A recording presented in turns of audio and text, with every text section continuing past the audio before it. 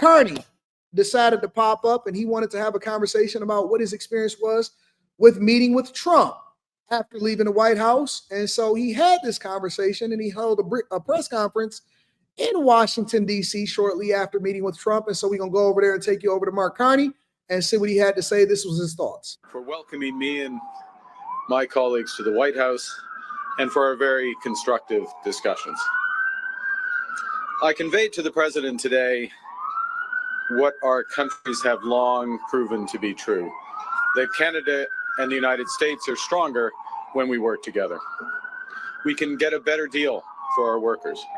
We can create more opportunities for our businesses. We can build stronger economies across North America when we work together. Shawnee, why are you acting like that? Shawnee, nobody is saying that this is what's really happening. I'm just having conversations based off of what I hear other guys telling me when I'm on coaching calls or when I'm having conversations with the fellas. We just shooting it. We not really serious. We messing around. None of that really happens. We don't worry about that. Life is good. Life is good, Shawnee. It's all fun and games. We just messing around. Don't take it seriously, baby girl. Let's continue. All right. And really today marked the end of the beginning of a process of the United States and Canada redefining that relationship of working together. The question is how we will cooperate in the future, how we can build an economic and security relationship built on mutual respect, built on common interests, and that delivers transformational benefits to our economies. Today, I'm going to teach you the pink. All right, we messing up today. This is bad. President, et nous allons bâtir une seule économie canadienne, pas 13. We don't do that.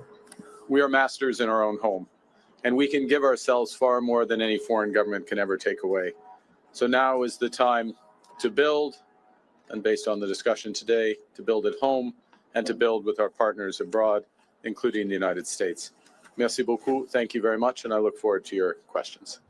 Thank you, Prime Minister. We'll now begin the press conference. We'll begin with questions from the traveling delegation. Somebody says, Anton, why not just get premium for all of your accounts? Well, why would I do that? Why would I overpay when I only need one account to have premium in order for me not to have ads? Listen, I may have a little teeny bit of money, but that don't mean that I'm just going to blow it for no reason and give it all to YouTube. We're appreciative of YouTube. Thank you, YouTube, for holding us down, but it ain't no way in the world that I'm going to just be having premium for 4 or 5 different accounts. That don't make sense. No. First question, première question. Good afternoon, Prime Minister Tonda McCharles, Toronto Star. I was watching your face through the meeting in the Oval Office, and I wondered what was going through your mind when the President talked about erasing the artificial border and how he criticized your predecessor and Madam Freeland. Thank you for your question. I'm glad that you couldn't tell what was going through my mind as that was going through. With respect to the first point, the President has made known his wish about that issue for some time. I've been careful always to distinguish between wish and reality. I was clear there in the Oval Office, as I've been clear throughout on behalf of Canadians, that this is never going to happen. Canada is not for sale. It never will be for sale. Some things, as I said in the room, some things are never for sale. And he agreed with that. I distinguish between the two. And then with respect to the importance of reestablishing a constructive relationship for negotiations of a partnership, of an economic and security partnership, which is what we were here for, I look forward, not back. And I think we established a good basis today.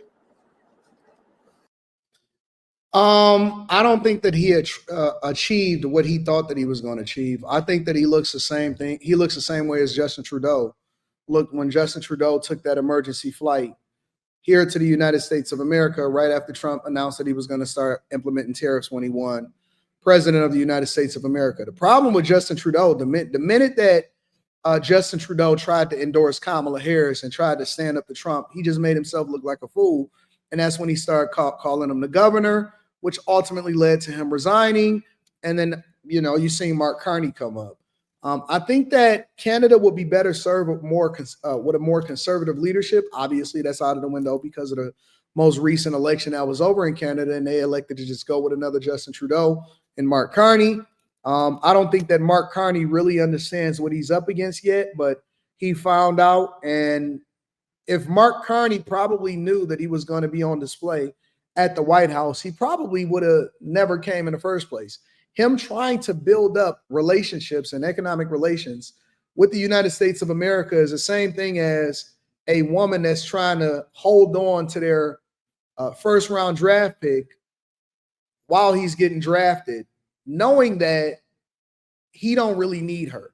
Canada is trying to show America the value that Canada provides, but we don't really need Canada. It's like a nice to have. The woman that is trying to get him to marry them at the draft is really just a good side chick. You don't really have to marry her. She can probably stick around. It'll be beneficial for her to be around, and she can probably add some value, but we really don't need her because we got a whole lot of other people that we need to do business with first. And so the value of Canada, as far as what it is that we put into her versus, and I keep calling Canada her. I don't want to call Canada her. I like Canada.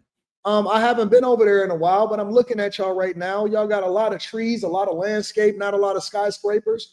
When I look at us versus y'all, I kind of look at y'all like my little girl. It's like a little girlfriend. We're going to visit you one day. We just can't visit you right now because we're a little busy. But my point is that what Trump has proven is that Canada exponentially needs us way more than we need them. But Canada at the same time is trying to sit there and have a conversation with us and telling us about what all she was doing for us and how she was holding us down way before we got this money. Listen, if you've never been with a woman and they sit there and tell you, I loved you before the money, but you knew I was going to be rich, so it's a little bit different. You already knew that I was going to get rich. You knew what we was. You knew what this was. Stop acting like you wasn't prospecting to make sure that you was taken care of for the rest of your life. If you've never been around a woman and they didn't say something to you like, I was with you before the money, they didn't mean nothing to me. I loved you as you. I loved you for you. That's the same thing that Canada is doing to the United States of America right now. And listen, don't get me wrong. My C student brain kind of breaks things down. And I use other examples to illustrate a point so y'all can better understand what the relationship is between the United States and Canada. It's colder up there. They have a much smaller population. They don't necessarily have anything that we need, but they got a lot of nice to haves. But the question that we are starting to ask ourselves is, with all of the annoyance that you're starting to cause and the fact that you wasn't contributing your fair share, and we've been pouring into you for all of this time, what value do you bring and how much more can you add into us before we take into consideration whether or not we still want to really still have this relationship in the same way? We may need to be renegotiating this relationship, and we may need to have this conversation a little bit differently. Flat out, we've been protecting y'all with the military. We've been letting y'all benefit off our industries. We let all of our automakers go up there and build plants in order to be able to go up there, and then y'all piggybacked off of the UAW and created Unifor in order to try to make sure you took advantage and you built up your manufacturing and you took advantage of what's happening here in the United States of America. Okay, but wait a minute. Did you really love me? And if you love me, why are you doing me this way? Why are you taking advantage of me? Why are you not pouring into me? Why you just shop all day and you don't ever cook? That's the way I see it. What gives you specifically any Thank you, indication Brandon. that the president is willing to renegotiate a new trade deal with you and drop tariffs? Apart from the fact that he said that he would, is willing to have that negotiation. I think I'm that's not putting women the down. main thing. I'm not putting women down. I love women. Look at this. Simple Living says, here Anton always goes with putting women down sad. Men will be lovers of men. Because I equated the relationship of Canada with being a really good side chick that think that they should be married.